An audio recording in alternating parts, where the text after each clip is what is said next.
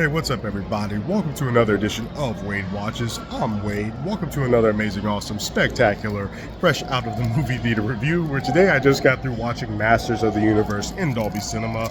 They even gave me this, I don't know exactly what this is. I'll open it later.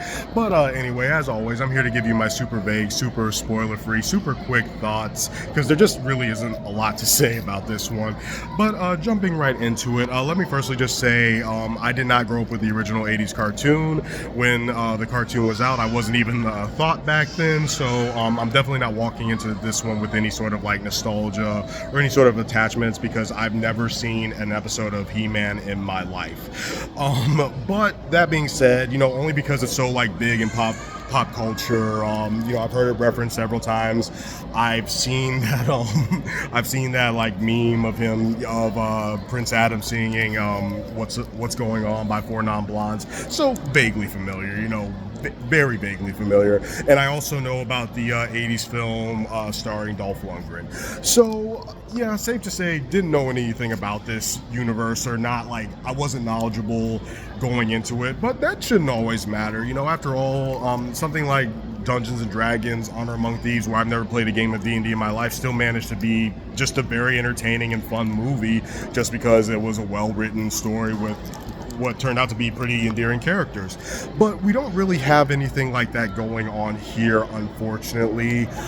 I just feel like, for all intents and purposes, this pretty much played out like John Carter played out when I saw that film, where it's just this middle of the road epic sci-fi fantasy, or at least it's trying to be epic with some things that I liked, but all in all, it's just a flat, generic, predictable story. And I'll tell you right now, I really do feel like if you are an 80s kid, if you did grow up watching this cartoon, if you have that nostalgic attachment, you'll probably get something out of it more than a guy like me.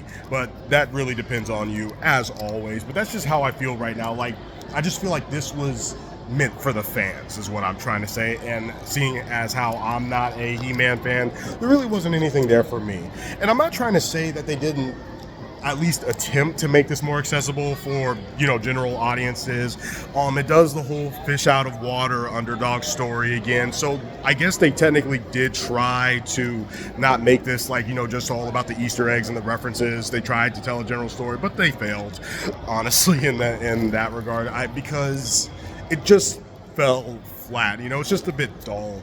And yeah, that's pretty much all there is to say about it. I don't want to keep like crapping on it. There are a couple of positives. Let me firstly just say, as far as I can tell, because again, never seen the cartoon, but as far as I can tell, the movie does stick to its roots, in the sense that it is basically a live-action cartoon that doesn't at all take itself seriously. And from what I know about the original cartoon, that was pretty much the case. I mean, this was a Saturday morning kids cartoon that was designed to sell toys. So, and I don't mean that as an insult.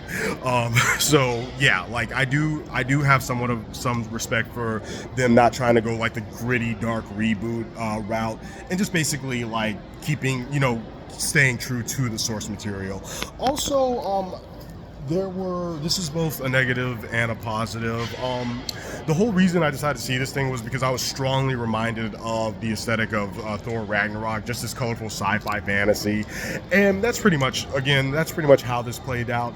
And there was a scene that just felt straight out of Thor Ragnarok. And I know we could argue back and forth, but the cartoon came before those MCU movies and blah, blah, blah. But that's what it reminded me of. But I will say that was one of the better scenes of the movie. That was the scene that actually kind of moved me like a quarter of an inch. I was like, oh, okay, here you go.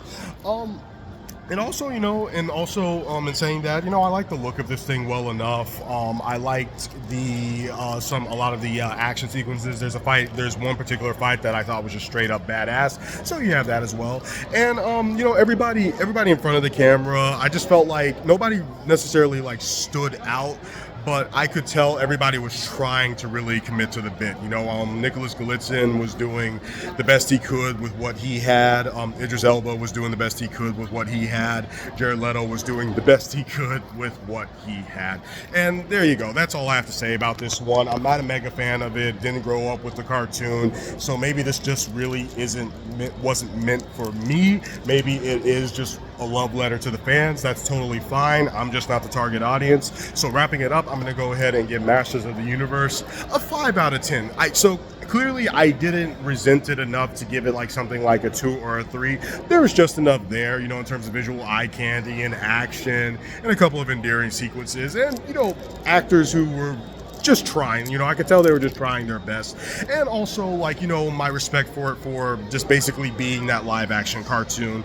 It made for some fun moments, some even some funny moments. So there were times when I had a good time with this thing. So it's a 5 out of 10 for me for Masters of the Universe.